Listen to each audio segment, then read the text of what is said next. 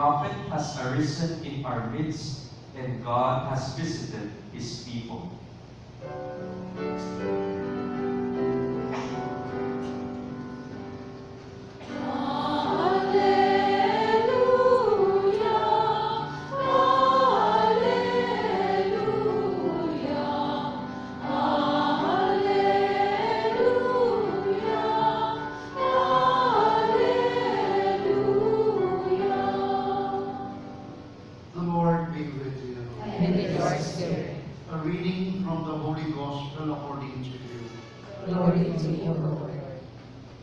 Jesus went down to Capernaum, a town of Galilee.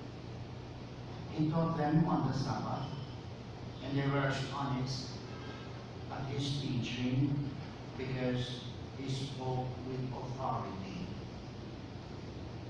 In the synagogue there was a man with the spirit of an unclean demon, and he cried out in a loud voice, "What have you to do with us, Jesus of Nazareth? Have you come to destroy us? I know who you are, the Holy One of God."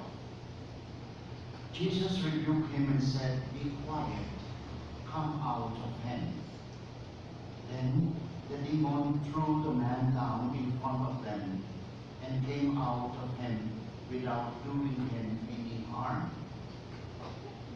They were all amazed and said to one another, "What is there about his word?" But with authority and power, he commands the unclean spirits, and they came out. The news of him spread everywhere in the surrounding region. My dear friends, the gospel of the Lord. Praise to you, Lord Jesus Christ. So magandang tanghali ho sa inyong lahat. Magandang tanghali po, Father. Ilan lamang muna akong informasyon. No? So, hinahanap mo si Reverend Abner, yung ating deacon, na ako kasi may sakit siya. May lahat.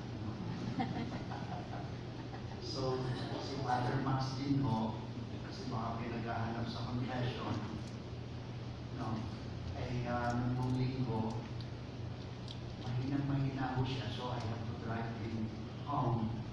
So, most probably because of his up and down na blood sugar, no?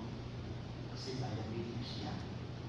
Tapos Father George is out of the country because it's the first year death anniversary of his mom. So he has to go to India. So yun po ang una.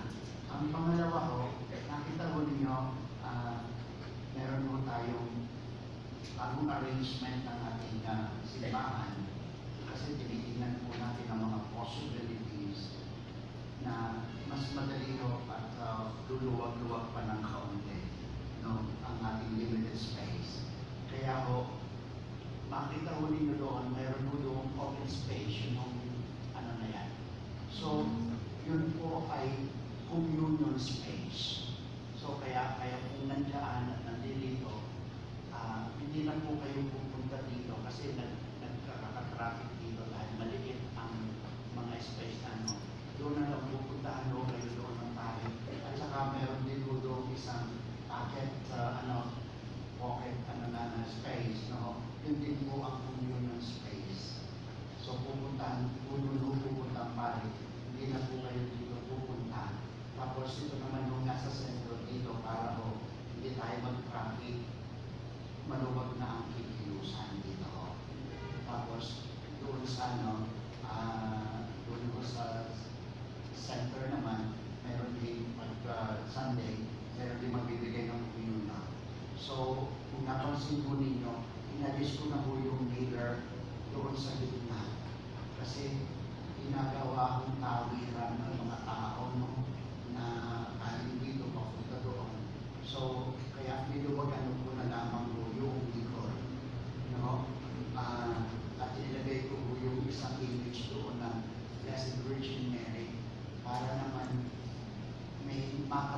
sila mahablos bago sila magpatuloy na nagpapagalakan.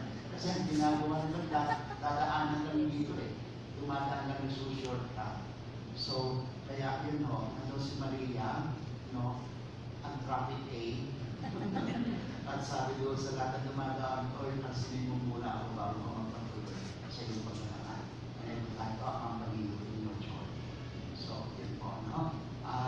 Kaya, natutuwa naman po ako na lahat na ngayon ng dumadaan doon, no, bago magpatuloy ng paglalakad, no, umahaplo sa mga gabi rin Maria. So, at least, nabibigyan natin ng konting ano. So, hindi pa po itong permanent kung sa palagay natin ay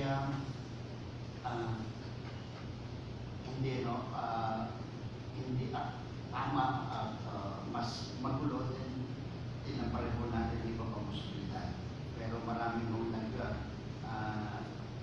ibigay na ng comment na mas maayos at mas maganda ang ano, at maluwag arrangement. Okay? So, yun po. Going back to the gospel, Jesus said to the evil spirit or to the unclean demon, sabi niya, be quiet, come out of him. Be quiet, come out of him.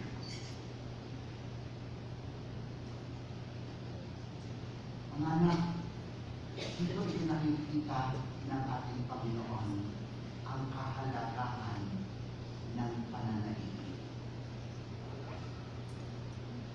Because silence enables us to listen. Natulad po ng nabanggit ko na sa inyo in the past, and many times I have mentioned this, not that I want to sound so pessimistic and just being realistic. No, ito, this is how I describe our world. Tayo ho ngayon ay nakatira sa isang mundong napakaingay, napakadaldalera, napakachismosa, at napakareklamador. At ang tao ho, our modern man, cannot appreciate any more silence. So kaya, ang mga tao ho ngayon, akala mo, puro nag-e-ecstasy o nag-drugs. Ingat kayo, baka may masalubong at mapalit. No? So, bakit ko? They cannot appreciate silence anymore. Many of our modern men, are afraid of silence. Kaya ho, ang iingay nila, apolito sila. Hindi alam kung ano gusto sa buhay. Ang hinahanap na lamang sa buhay ay Pokemon. So, doon ka lamang nililibang ang sarili. So, kaya, let us take what Jesus said in the gospel, what Jesus said to the demon, to the unclean demon, to ourselves. Sabi ni Jesus, be quiet, be quiet, be quiet. Because only a silent heart is capable of listening. Kaya ho, natatandaan ninyo yung magkapatid na Maria at Martha. No? Si Martha, dahil busy-busy siya, abulong-abulito siya, bulong-bulong buhay niya, walang katahimikan siya. No? Kaya, nung abulito na siya at nakita niya yung kapatid niya nasa paanan at nasa tabi ng ating Panginoon, nagreklamo siya sa Panginoon. Panginoon, hindi ko maalintana. Yung kapatid ko, ako, pagod na sa pagtatrabaho, yung kapatid ko, nakaupo lang at nasa paanan mo. Ano ang naging sagot ng ating Panginoon? Martha, Martha, you are so busy with so many things. You are so noisy. No, you are so busy with so many things. But only one thing is necessary. And Mary has chosen the better part. At ang itinusong niya is so beautiful. And it will not be taken away from her. Because again, mga anak, listening. And this is not only external quiet, but internal.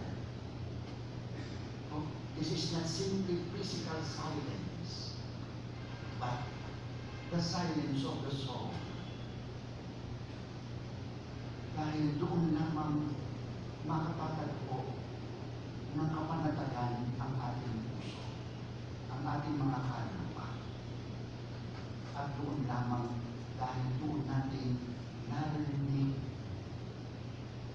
ang tinig ng Panginoon na sa atin ay nangungusap. And as I used to say, mga anak, the language of God is silence. In silence, God speaks to us so eloquently because He is addressing our hearts, He is addressing our soul, He is addressing our whole being. Kaya naman doon, nasabi ni Saint Augustine, ang ganitong mga pag-uusap, my soul is restless until it finds rest in you, my God. And we can only find rest in God if we know how to keep quiet, if we know how to keep silent and be still. May God bless us all. Amen.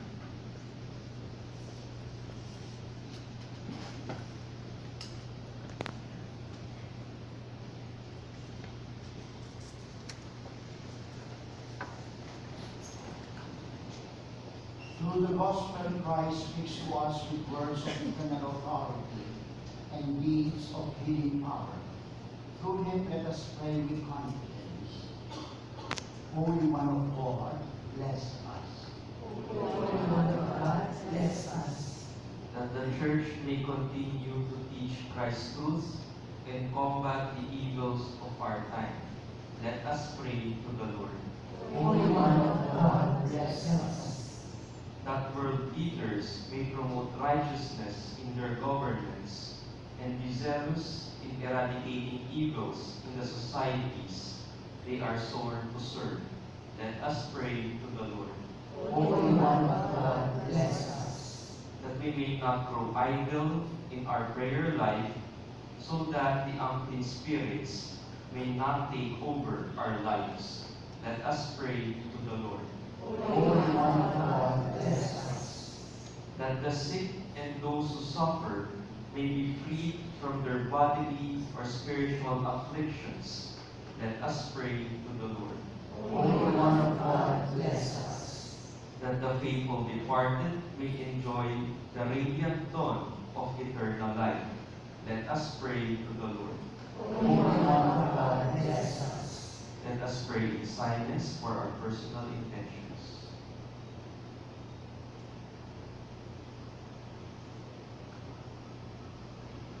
Let us pray to the Lord. Holy One of God, bless us. Heavenly Father, we rejoice in your abundant love for us. Establish your authority within us and be our companion on the road of life. We make our prayer through Christ our Lord. Amen.